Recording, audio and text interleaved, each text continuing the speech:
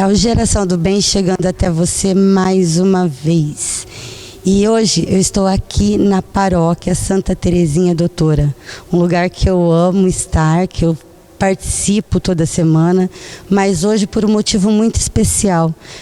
Padre, eu queria que o senhor visse a entrevista que o senhor me deu aqui para o Geração do Bem no dia 20 de maio de 2020, no começo da pandemia, para a gente falar um pouquinho sobre essa entrevista, pode ser?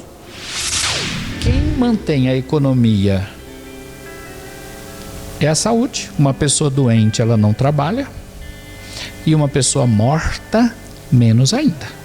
Então a saúde, ela está nevrálgica hoje, está complicada. E a economia está temerosa, porque a economia não tem como rodar. Então a economia teve que baixar o grau e se equiparou com a saúde. E uma está de frente com a outra hoje. Então está um cabo, vamos dizer assim, um cabo de guerra. Sabe aquela brincadeira de criança? De puxa para um lado, o mais forte vai puxar. A questão, eu não estou falando o problema, estou dizendo a questão é que nesse confronto entre economia e saúde, tem uma juíza que se colocou no direito de julgar, que é a política. Então o que me preocupa é, pro lado que a política pender, o outro lado vai sofrer. Então se a política pender pro lado da saúde, com todo o meu respeito aos profissionais da saúde, a situação é grave, o vírus é verdade, ele existe, a doença é verdade, ela existe, ela está atingindo muita gente, está chegando no nível mais simples da população. A saúde, se ela pender para a saúde, a política mata a economia. É porque quebra, deixa o dinheiro de girar. Sim. As pessoas vão morrer de outras coisas também, de fome, porque de violência. Porque as famílias que não tiverem recursos para sustentar seus lares, sustentar seus filhos, sustentar sua própria necessidade, ela se torna violenta. É o medo que vai se transformar em violência, entendeu? Então é muito importante aqui nós pensarmos também que se a política pende para o lado da economia, é o outro lado, a saúde vai matar muita pessoa, muita gente, porque ela não tem investimento. E aí pessoas mortas não produzem. Então a gente vai ter que aprender a conviver com essa doença enquanto a vacina não chega, de uma forma que não afete nem a economia, nem a educação, todas as áreas, né? Que boca santa! Ou até mesmo muito estudo, né? E já conhecendo um pouco de tudo, e a boca santa pôde falar isso, né? A política se meteu no meio da saúde e da economia. Bom, primeiramente cumprimentar a todos, né? Obrigado, Alessandra, por mais uma vez essa oportunidade. E realmente eu não sei se é tanto boca santa ou seria profética, o que é um dom para todo batizado. Toda pessoa que é batizado, que é batizada, ela é profética. O que é profetismo? Não vamos confundir com esoterismo, adivinhações, sortistas e tal. O dom da profecia é quando Deus nos mostra a verdade e você discerne isso através da inteligência. Então só o homem e a mulher, né, a espécie, só o ser humano profetiza, porque ele contempla uma realidade, ele discerne aquilo e ele prevê. Quando Deus nos chama ao profetismo, não é revelação. Revelação é uma coisa muito particular, mas o profetismo é um dom concedido a todos os batizados que são ungidos também pelo Espírito Santo, na crisma. Começa no batismo e se confirma na crisma. O dom da profecia é você olhar e você prever o futuro. Ela pode não acontecer, Então, quando você pega os profetas do Antigo Testamento e eles falavam em nome de Deus e alguns se converteram, então a profecia não se realizou. O problema é que os homens não se convertem, não mudam de atitudes, e aí as coisas se confirmam. Como nós pudemos ver, eu alertava, se a economia e a saúde conseguirem conversar, elas vão entrar num acordo. A saúde é muito importante. Eu lembro também, a gente dizia, né? Ficou muito gravado isso: gente morta não produz. A economia precisa de gente viva, de pessoas saudáveis para trabalhar. E no afrouxamento do isolamento social, nós vimos o quê? Que a economia ela consegue voltar. Ela volta. Por mais que tenha gente desempregada, por mais que fecharam muitos comércios, fecharam várias empresas, a inteligência humana ela consegue ver oportunidade onde ninguém vê. Então ela cria inclusive a oportunidade. Então nós já percebemos, a economia, isso é prova, a economia ela volta tranquilamente. Nós precisamos cuidar da saúde. Precisamos cuidar da saúde. E o que eu alertava lá atrás está se concretizando. A política se metendo, ela está atrapalhando as coisas. Parece uma briga de cachorro grande por causa de biscoito. E eles não percebem que quem está pagando o alto preço dessa briga é a população, é o povo. Então, mas o medo da gente é esse, né? A população que está sendo mais atingida. E os políticos não estão enxergando isso, né, padre? Se a política, vou falar no geral, né? Mas se a política não enxerga isso, a política é a arte de administrar a polis, a cidade. Quem colocou eles lá? Nós. Então nós precisamos enxergar. O povo precisa enxergar. Nós precisamos de bons oftalmos, nós precisamos abrir a visão, nós precisamos abrir os olhos. Está na hora de mudar, está na hora de mudança. Você já me ouviu falar várias vezes aqui na igreja, o que me preocupa são os que legem a lei, vereadores, deputados estaduais, deputados federais e senadores. Muita atenção na hora de votar aqui, muito cuidado na hora de pôr essas pessoas lá dentro. Nós precisamos sim de uma reforma administrativa, nós precisamos de uma reforma judiciária, mas precisamos também de uma reforma política. Não dá para você votar em pessoas boas, mas por causa de uma legenda, por causa de um número de um determinado candidato, você coloca lá dentro gente que você nem conhece, analfabetos funcionais, pessoas sem instrução. Não estou dizendo que não são pessoas de boa índole. Sim, é bem diferente não é uma isso, coisa da outra. Mas eu quero dizer que não é qualquer pessoa que entra na máquina da política com ingenuidade e permanece ingênua, pensando e querendo fazer o bem. A pessoa ali dentro, ela tem que ter uma certa cultura, ela tem que ter realmente um preparo, inclusive para não cair nas armadilhas da própria política e da sigla partidária, o que é um mal. Aqui no nosso Brasil são essas siglas partidárias. É porque às vezes nem é culpa do político, né? É o partido que impõe a ele tal situação, né? A gente tem visto bastante isso, né? É um governo de legendas, né? É um governo partidarista. Por que nós, sacerdotes, não podemos nos afiliar a nenhum partido político?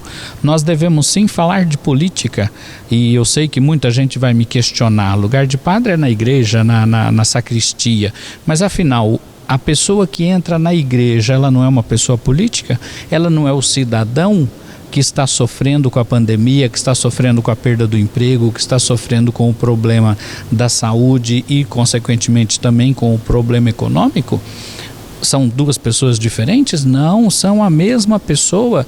A pessoa que sofre na sociedade é a pessoa que frequenta a igreja. Então o padre tem que ser politizado e ele tem que alertar o povo sobre algumas coisas. Temos que ser profetas de um novo tempo, principalmente pandêmico, em que a política está brincando com a vida das pessoas.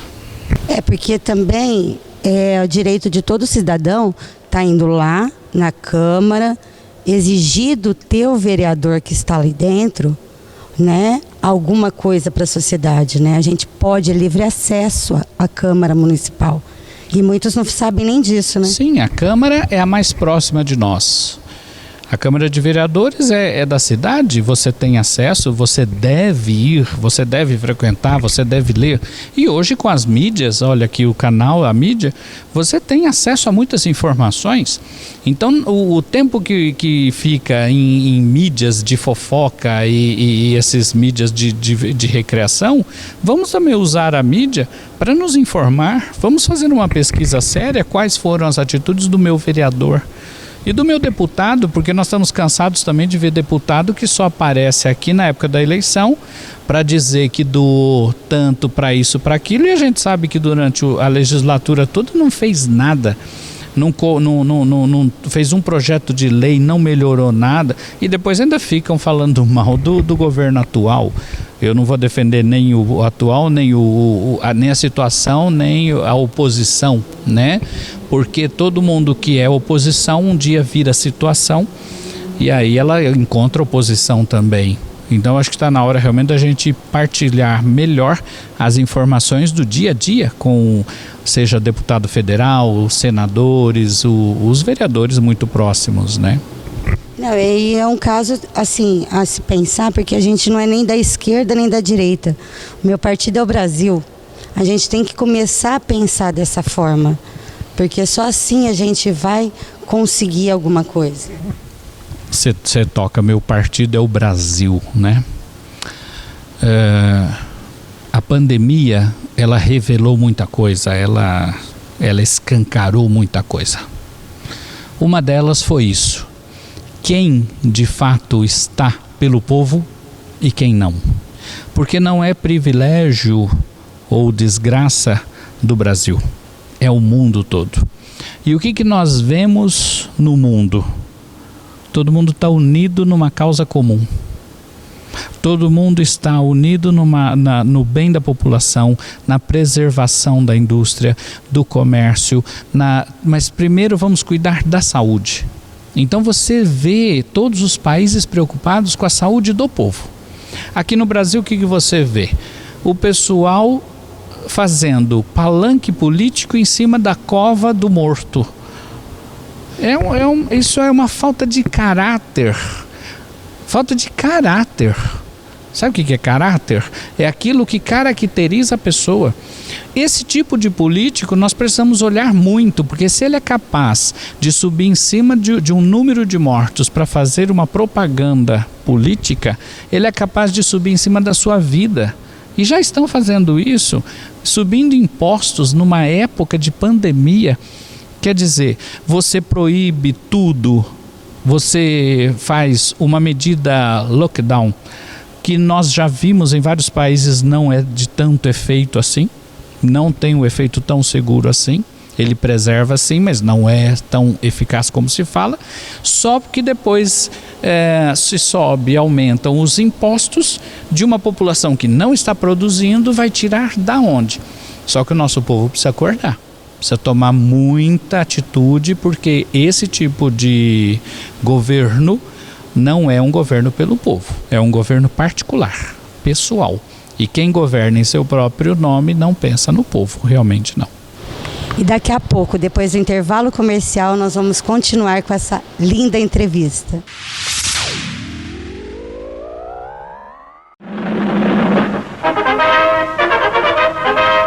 Brasil, 1968. Ou o Brasil acaba com a saúva, ou a saúva acaba com o Brasil. A formiga cortadeira trabalhava bem contente, eis porém que de repente certa coisa apareceu.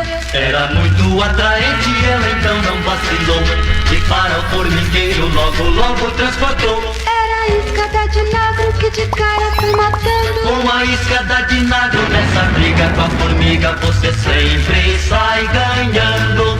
Reviver a história da Dinagro é contar parte da história da agricultura brasileira. É uma honra comemorar 50 anos de tradição, experiência e pioneirismo junto de quem sempre esteve ao nosso lado, o produtor brasileiro, espalhado por todos os cantos do nosso país. Dinagro.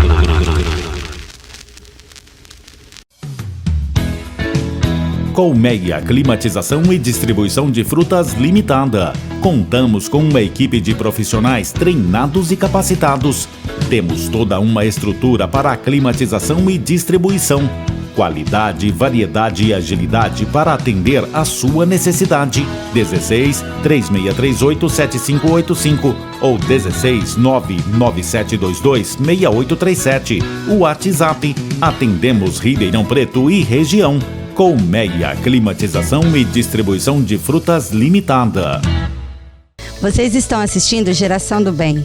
Eu estou aqui num espaço que pode ser seu. Entre em contato conosco, venha ser nosso parceiro. Nós precisamos de você, porque fazer o bem faz bem.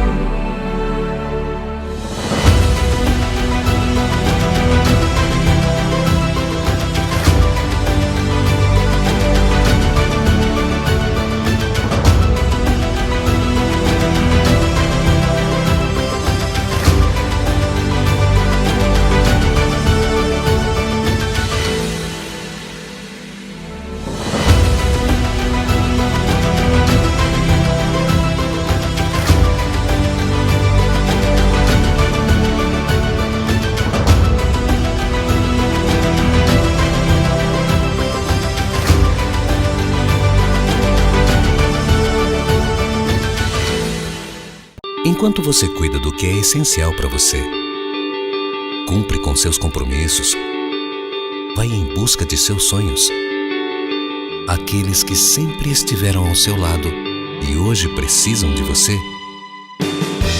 estão sendo muito bem cuidados. Quando você precisar de cuidadores de idosos, chame a Home Angels. Nós cuidamos de quem você ama. E agora nós voltamos a conversar com o Padre Paulo Henrique. Padre, a vacina, eu sou super a favor, vou me vacinar, não quero nem saber, porque cientistas, são pessoas que estudaram, são médicos, eu vejo assim. Nós já tivemos na família casos de paralisia muitos anos atrás, quando não tinha vacina, e hoje tem a vacina. Então, se eu vacinei meu filho, minha filha, em todas as vacinas, quem sou eu para ficar pesquisando se vai dar efeito, se não vai dar efeito? Eu não tenho que aceitar e confiar. Alessandra, eu faria uma outra pergunta. O que uma pessoa ganha em espalhar notícias falsas sobre vacina, sobre os efeitos da vacina? Eu fico me perguntando isso. O que a pessoa ganha com isso? Porque, por exemplo, se eu sou padre e um outro padre tem uma posição, eu tenho a minha, nós dois podemos mostrar fundamentalmente, ou na escritura ou na tradição, o nosso ponto de vista. Nós somos duas autoridades do mesmo assunto. Agora, eu não entendo de vacina, por que eu tenho que dar minha opinião? Por que eu tenho que... O que eu ganho dizendo, essa vacina não presta, essa vacina presta? Uma outra coisa que me perguntaram há pouco tempo, e eu faço para vocês também. Padre, mas essa vacina ela foi muito rápida. Concordo. Nenhuma vacina foi tão urgente assim. Mas vamos ponderar alguns fatos. Primeiro, a medicina evoluiu. As pesquisas evoluíram. Nós temos profissionais dedicadíssimos à farmácia, à medicina, à enfermagem, que são as técnicas do tratamento. Você vê que no começo morreu-se muito, agora já se consegue um número maior de curas. O tratamento está sendo mais rápido, né? O tratamento mais rápido, mais eficaz. Então a equipe médica, a equipe da enfermagem, todo mundo já tem uma certa prática. Veja, isso foi com o tempo. Acertos e erros. Sim. Também, nem todo mundo que toma a vacina da gripe não pega gripe nunca mais. Ela é uma vacina, ela é uma ajuda. Agora, entre não fazer nada e fazer alguma coisa que tenha uma porcentagem, isso aqui já é diferente. Então, se entre não fazer nada e correr um risco de 100% e tomar uma vacina que seja 10%, nenhuma delas é 10%, mas se for 10%, melhor do que não fazer nada. Mas eu refleti com a pessoa que me perguntou sobre a vacina o seguinte: todas as doenças, elas são muito pontuais ou regionais, tá?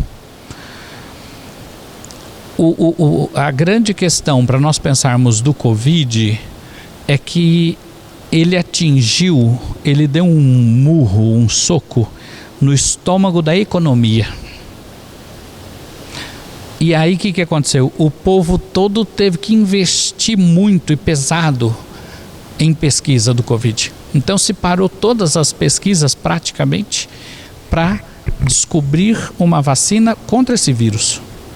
Então você acredita, você teve um investimento imenso, maciço, numa pesquisa só, então todos os focos voltaram para isso. É claro que o tempo seria curto, é claro que os pesquisadores, os cientistas se dedicaram exaustivamente, porque essa pandemia parou o mundo inteiro. Se nós olharmos... Uma pandemia mundial, né? E pandemia não se tinha há muitos anos. Sim, né? 1922. Nós, 100 anos sem o mundo sofrer uma pandemia. Sofremos guerras mundiais, a bomba atômica, mas mesmo assim foram coisas localizadas. Você fala em guerra mundial. Quando eu era criança, pensava que o mundo inteiro estava brigando. Teve lugar que nem ouviu, sentiu. Não percebeu, vamos dizer, eram conflitos bélicos em locais e determinadas regiões, determinados povos sofreram mais do que outros. A pandemia não. Todo mundo, em qualquer lugar do mundo, está sujeito a esse vírus. A higiene foi a grande chamada dessa pandemia. A gente talvez não tenha dado conta da higienizar as mãos e o uso da máscara foi uma medida sanitária muito importante e que eu acho que deve ser um hábito pós-pandemia. A higiene pessoal, ela ajuda a evitar muitas doenças. E é engraçado, então eu vou tocar no assunto para o pessoal de casa até entender.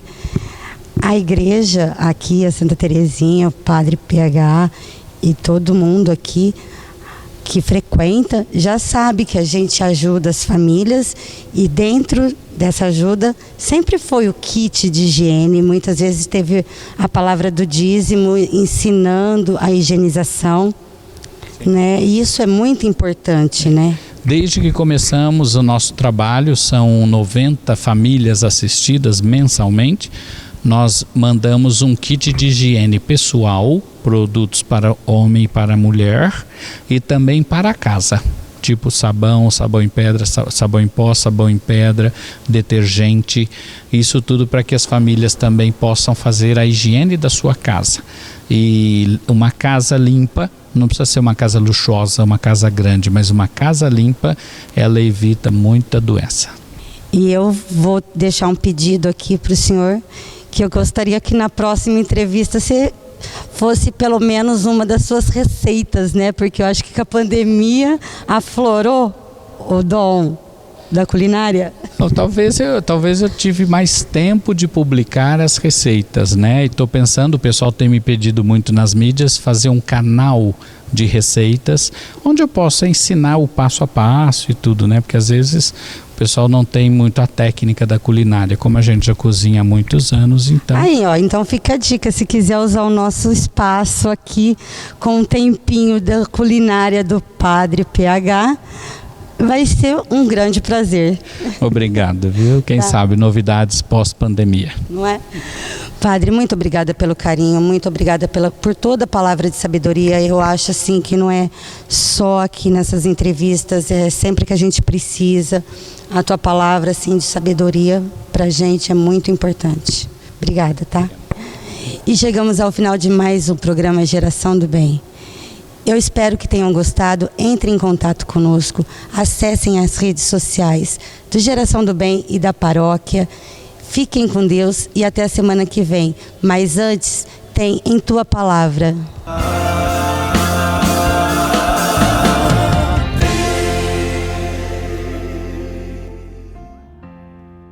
E a perseverança deve ter ação completa, a fim de que vocês sejam maduros e íntegros, sem que falte a vocês coisa alguma. Tiago 1:4. A palavra perseverança deve ser uma palavra que esteja sempre no nosso vocabulário. Perseverar-se, manter-se firme no propósito que nós fizermos. Muitas vezes nós vamos desanimando no meio do caminho, nós vamos criando situações dizendo que está difícil essa situação, que não há possibilidade de dar certo. E aí nós vamos apagando dentro de nós a esperança de fazer acontecer aquilo que nós tanto desejamos.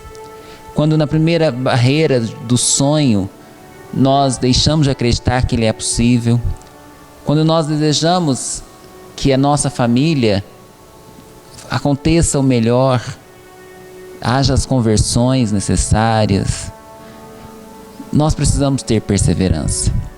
Perseverar até o final. Perseverar acreditando que Deus ele vai realizar na nossa vida sempre melhor. Deus ele tem propósitos. Ele fala que nós precisamos ser maduros. E o amadurecimento acontece à medida que nós deixamos com que as situações às quais nós estamos envolvidas não sejam simplesmente situações que nos façam desanimar, nos façam chorar. Não. O amadurecimento vem com enfrentamento. Quando nós enfrentamos aquilo que nós estamos vivendo. E nós só podemos amadurecer mediante a nossa perseverança. Então sejamos perseverantes. Não desanimemos no primeiro obstáculo. Não desanimemos na primeira situação que parece que tudo vai dar errado. Persevere. Seja perseverante. Olhe para as situações como o caminho que Deus te possibilita de alcançar sempre o melhor. E tenha fé, e tenha certeza. Quando eu sou perseverante, Deus se move para me ajudar. Quando eu sou perseverante, eu consigo colher os frutos que eu tanto desejo. Então, persevere até o final. Não desanime. Deus ele conta com a sua perseverança. Que Deus abençoe a sua vida e até a próxima.